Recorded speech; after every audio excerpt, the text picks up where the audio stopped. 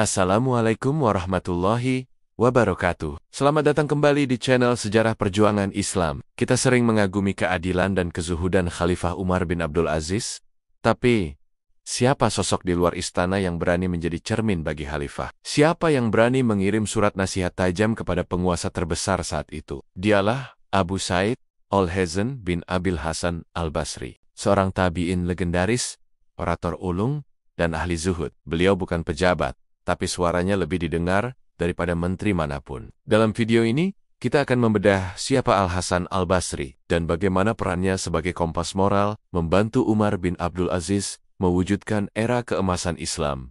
Siapkan hati dan pikiran Anda, mari kita mulai. Al-Hasan Al-Basri lahir pada tahun 21 Hijriah. Kehidupannya penuh keberkahan. Pertama dibesarkan di Madinah.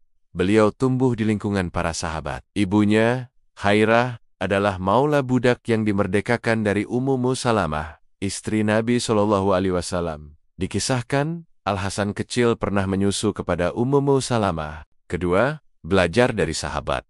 Beliau berinteraksi dan mengambil ilmu dari puluhan sahabat, termasuk Ali bin Abi Thalib, Utsman bin Affan, dan Anas bin Malik. Ini memberinya otoritas ilmu yang tak tertandingi. 3. Pindah ke Basrah. Setelah dewasa, beliau menetap di Basrah, Irak, yang saat itu merupakan pusat intelektual dan politik yang bergejolak. Di sanalah beliau bersinar sebagai orator terhebat pada masanya. 4.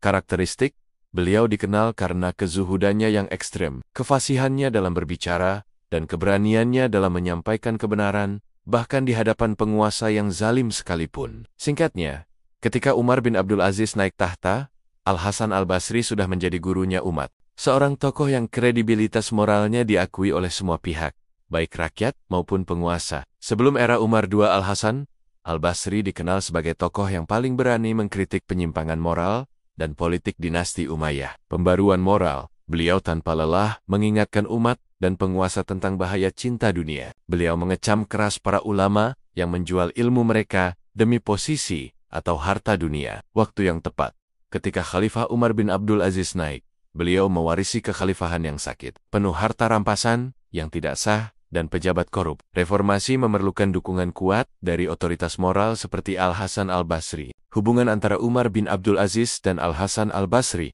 adalah salah satu momen paling indah dalam sejarah Islam.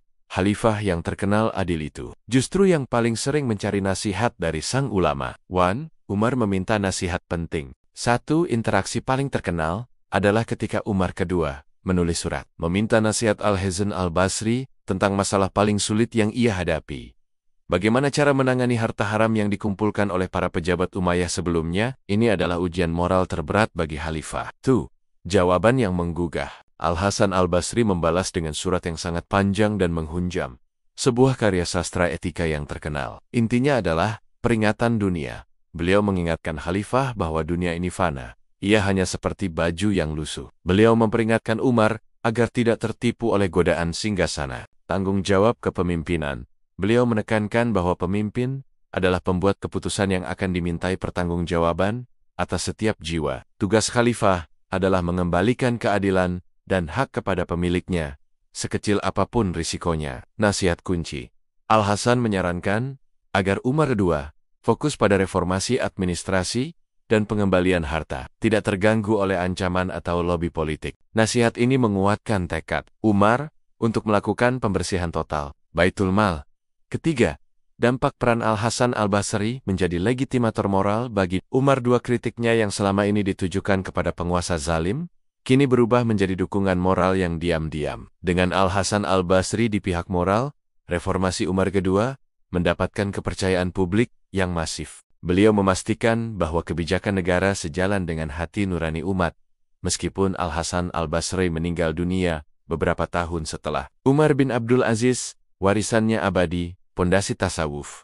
Beliau dianggap sebagai salah satu pelopor awal gerakan zuhud dan asketisme dalam Islam, yang kemudian berkembang menjadi ilmu tasawuf. Beliau mengajarkan bahwa spiritualitas sejati harus disertai dengan moralitas dan aktivisme sosial. Ilmu dan orasi. Majelis ilmu beliau menjadi sangat padat, melahirkan banyak murid yang kemudian menjadi ulama besar, termasuk dalam ilmu fikih dan tafsir. Teladan keberanian, beliau menjadi simbol ulama yang berani bersuara di hadapan penguasa, sebuah standar yang dipegang teguh oleh ulama generasi berikutnya. Kisah Al-Hasan Al-Basri dan Umar bin Abdul Aziz mengajarkan kita bahwa kekuasaan sejati tidak terletak pada singgasana, tetapi pada otoritas moral yang jujur. Apa pelajaran paling berharga yang Anda ambil dari kisah ini? Tuliskan di kolom komentar. Jangan lupa like video ini, subscribe ke channel Sejarah Perjuangan Islam, dan tekan tombol lonceng agar tidak ketinggalan update. Sampai jumpa di video selanjutnya. Wassalamualaikum warahmatullahi wabarakatuh.